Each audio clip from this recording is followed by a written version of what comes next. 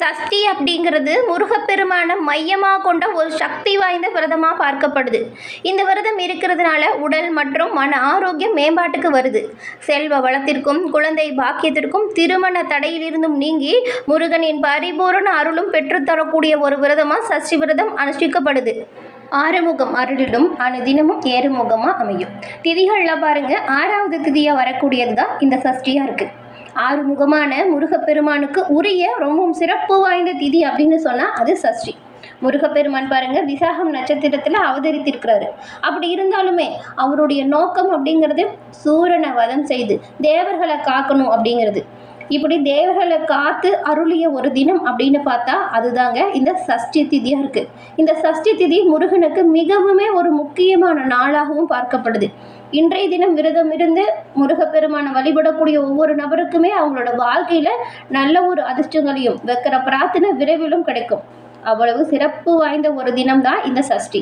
இந்த சஷ்டியில் நீங்கள் என்ன செஞ்சால் நன்மைகளை பெற முடியும், எப்படி முருகப்பெருமான வழிபாடு செய்யணும் அப்படிங்கிற ஒரு முழுமையான பதிவு தான் உங்களுக்காக இந்த பதிவில் கொடுத்துருக்கோம். இந்த பதிவு உங்களுக்கு பயன்பெறக்கூடிய வகையில் இருக்கும், அதனால் ஸ்கிப் பண்ணாமல் முழுமையாக பாருங்கள்.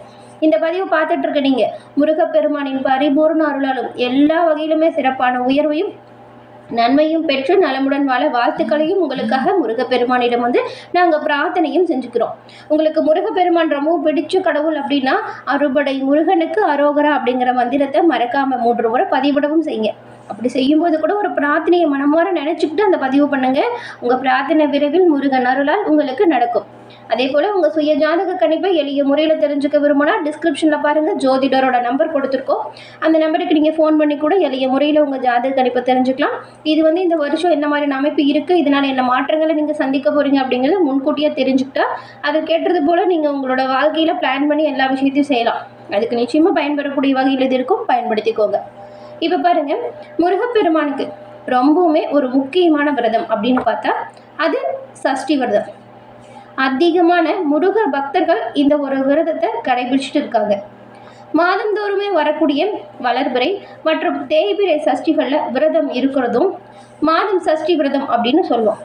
இது தவிர ஐப்பசி மாதத்தில் வளர்பிறையில் வரக்கூடிய சஷ்டி ரொம்பவுமே சிறப்பு வாய்ந்ததாக பார்க்கப்படுது. சஷ்டிக்கு முன்பு வரக்கூடிய 5 நாட்கள், சஷ்டி தினம் சேர்த்து 6 நாட்கள் இந்த சஷ்டி விரதத்தை மகா கந்த சஷ்டி விரதம் அப்படின்னு சொல்லுவாங்க. இந்த சஷ்டியில் முருகப்பெருமானை வேண்டி விரதம் இருந்தால் தீராத துன்பங்களுமே தீர்ந்துடும். வேண்டிய அனைத்து வரங்களுமே முருகப்பெருமானின் அருளால் பெற முடியும் அப்படிங்கிற ஒரு விஷயம் இன்றளவுமே நம்பிக்கையாக இருக்குது. நிறைய முருக பக்தர்கள் இன்றளவுமே இந்த சஷ்டியை கடைபிடிச்சிட்டு தான் வராங்க. குழந்தை வரம், திருமணம் வேண்டி அதிகமான நபர்கள் சஷ்டி விரதத்தை கடைபிடிக்கிறது உண்டு. இதுக்கு முன்னாடி நீங்கள் மகா கந்த சஷ்டி விரதம் இருந்தவங்களாக இருந்தாலும் அதையுமே நம்ம சேனல் கமெண்ட் பாக்ஸில் சொல்லுங்கள், எத்தனை தடவை நீங்கள் மகா கந்த சஷ்டி கவசம் இருந்திருக்கீங்க அப்படிங்கிறது. அதே போல் இந்த மாதம் ஏற்படக்கூடிய தேய்பிறை சஷ்டி என்ன சிறப்பு வாய்ந்ததாக அமைஞ்சிருக்கு. இந்த சிறப்பு வாய்ந்த தினத்தில் என்ன செஞ்சால் நன்மைகளை பெற முடியும் அப்படிங்கிறத பார்க்கலாம். பொதுவாக பௌர்ணமி முடிஞ்சு வரக்கூடிய சஷ்டியை தான் தேய்பிறை சஷ்டி அப்படின்னு சொல்லுவோம். இது மாதந்தோறுமே வரக்கூடிய ஒரு சஷ்டி. இந்த தினத்தில் நீங்கள் நினைக்கிற ஒரு முக்கியமான விஷயத்தை மனமாற பிரார்த்தனை செஞ்சுக்கிட்டு நம்பிக்கையோடு அந்த விஷயத்தை செய்யுங்க. நன்மையும் நல்ல ஒரு உயர்வையும் நிச்சயமாக நீங்கள் பெறுவீங்க. முருகனின் கடைக்கண் பார்வை உங்கள் மேலே விழும். ஏன்னா தேய்பிறை சஷ்டிக்கு அவ்வளவு சிறப்பு இருக்குங்க. இந்த ஒரு சஷ்டியில் நீங்கள் விரதம் இருந்து முருகப்பெருமானுக்கு நெய் தீபம் ஏற்றி வழிபடுவதால் நீங்கள் வைக்கிற பிரார்த்தனை விரைவில் நடக்கும். இந்த மாதம் ஜனவரி 9, 2026 இந்த சிறப்பு வாய்ந்த தேய்பிறை சஷ்டி வருது. இது பாருங்கள், முருகப்பெருமானுக்கு ரொம்பவுமே ஒரு உகந்த நாள் அப்படின்னு சொல்லியிருக்கோம். இந்த நாளில் நீங்கள் விரதம் இருந்து கந்த சஷ்டி கவசம் படிங்க, அது ரொம்பவுமே நல்லதாக இருக்கும். 6 முகனை வழிபடுறதுனால உங்களோட வாழ்க்கையில் இருக்கக்கூடிய பிரச்சனைகள் எல்லாமே உங்களை விட்டு தீரும்.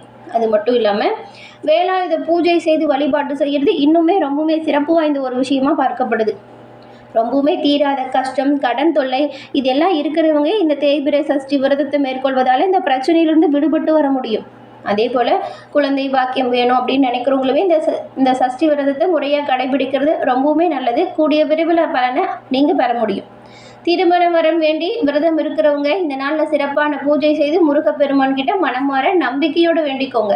நல்ல விஷயம் உங்களோட வாழ்க்கையில் விரைவில் நடக்கும். இந்த சஷ்டி வழிபாடை எப்படி முறையாக கடைபிடிக்கணும் அப்படின்னு பார்த்தா நீங்கள் என்ன பண்ணணும் அப்படின்னா, சஷ்டிக்கு முன்னாடி நாளே வீட்டை நல்லா சுத்தம் செஞ்சு வச்சிடணும். காலையில் நேரமாக எழுந்து அதிகாலை நீராடி நீங்கள் உங்கள் வீட்டு பூஜை அறையை நல்லா சுத்தம் பண்ணிவிட்டு முருகப்பெருமானுக்கு அபிஷேகம் செஞ்சு நீங்கள் உங்களோட வீட்டில் கந்த சஷ்டி கவசம் படித்து வழிபாடு செய்யணுங்க. இது ரொம்பவுமே நல்ல ஒரு பலன். அந்த வீட்லேயுமே நல்ல ஒரு நேர்மறையான ஆற்றலை அதிகரிக்க முடியும் இப்படி நீங்கள் செய்கிறதுனால. அதே போல் ஆறுமுகன் பூஜை அப்படிங்கிறது நீங்கள் உங்களால் என்ன ஒரு பொருள் முடியுதோ அதை வைத்து அபிஷேகம் செஞ்சு நீங்கள் சிறப்பாக பூஜை செஞ்சு வீட்டில் வழிபாடு செய்யணும். அதே போல் ஆறுமுகன் பூஜை, வேலாயுத பூஜை, பால் குடம், காவடி எடுத்தல், சிறப்பு அலங்காரம் இது எல்லாமே கோயிலில் ரொம்பவுமே விமர்சையாக நடக்கும். நீங்கள் இந்த பூஜையின் போது சொல்ல வேண்டிய மந்திரங்கள் அப்படின்னு பார்த்தா, ஓம் சரவண பவாய நமக, வேல்வேல் வெற்றிவேல் இந்த மந்திரங்களை உச்சரிங்க. உங்களுக்கு நேரம் கிடைக்கும் போதெல்லாம் அந்த சஷ்டி விரதம் இருக்கிறவங்க இந்த மந்திரத்தை உச்சரிங்க. இது ரொம்பவுமே நல்லது. விரதம் இல்லாத நேரத்தில் கூட முருகப்பெருமானை நினச்சி உங்களுக்கு நேரம் கிடைக்கும் போது இந்த மந்திரத்தை உச்சரிங்க. இந்த ஒரு நேர்மறையான ஆற்றலை நீங்கள் பெறுவதை கண்கூடாக காண்பீங்க. அதே போல் அன்றைய தினம் வீட்லேயுமே வழிபாடு செஞ்சுட்டு உங்கள் வீட்டுக்கு பக்கத்தில் எந்த ஒரு முருகன் ஆலயம் இருந்தாலும் சரி, கோவிலுக்கு போய் நெய் தீபம் ஏற்றி முருகப்பெருமான மனமாற வழிபடுங்க. உங்களோட வேண்டுதல் பிரார்த்தனை விரைவில் நடக்கும். இந்த மாதம் ஏற்பட்டிருக்கக்கூடிய சஷ்டி திதி எந்த நேரத்தில் வழிபாடு செஞ்சால் நன்மையை பெற முடியும் அப்படின்னு பார்க்கலாம். ஜனவரி 9, 2026 சஷ்டி திதி இருக்குது. இது மாத சஷ்டியாக பார்க்கப்படுது. அன்னைக்கு காலையிலும் பாருங்கள் 11:43 மணியிலிருந்து சஷ்டி திதி ஆரம்பிக்குது. அதுக்கு பிறகு சப்தமி தொடங்குது. இன்றைய தினம் வழிபாட்டிற்கு ரொம்பவுமே நல்ல நேரம் அப்படின்னு பார்த்தா இந்த ராகு காலம், யமகண்டம் இதை தவிர்க்க பாருங்கள்.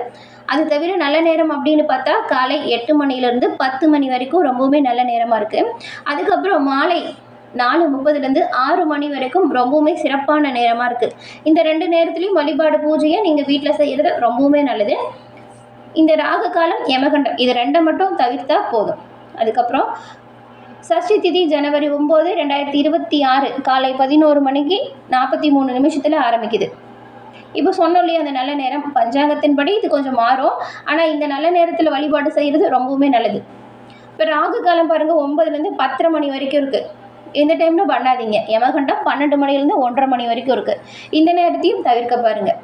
வழிபாட்டு முறை அப்படின்னு பார்த்தா காலை சஷ்டி திதி தொடங்கும் நேரத்தில் நீராடி முருகப்பெருமான மனமாற நினைச்சு வழிபாடு செய்யுங்க, நன்மை நடக்கும்.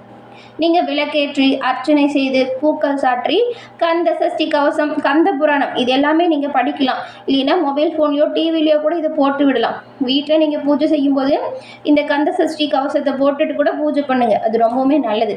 அதுக்கப்புறம் பாருங்கள், மாலை 11:43க்கு முன் சஷ்டி திதி முடிகிறதுனால அன்றைக்கி காலையிலேயே நீங்கள் வழிபாடு செய்கிறது ரொம்பவுமே நல்லது. மாத சஷ்டி அப்படிங்கிறதுனால ஒவ்வொரு மாதமே நீங்கள் இந்த விரதத்தை முறையாக கடைபிடிங்க. இறைவனின் பரிபூரண அருளாலும் எல்லா வகையிலுமே நல்லதொரு அமைப்புகளை நீங்கள் பெறக்கூடிய அமைப்பை பெற முடியும். நீங்கள் வைக்கிற வேண்டுதல் முருகனின் அருளால் விரைவில் நடக்கும். எல்லா வளங்களையுமே பெற்றுத்தரக்கூடிய சஷ்டியின் சிறப்பு என்ன அப்படின்னு பார்த்தா, முருக கடவுளை வழிபடும் பொழுது விரத முறைகளை நாம் மனமாற பிரார்த்தனை செஞ்சு வழிபாடு செய்யணும். மாதந்தோறும் வரக்கூடிய 6ஆம் திதியில் குறிப்பாக இந்த சஷ்டி திதி ஆரம்பிக்குது.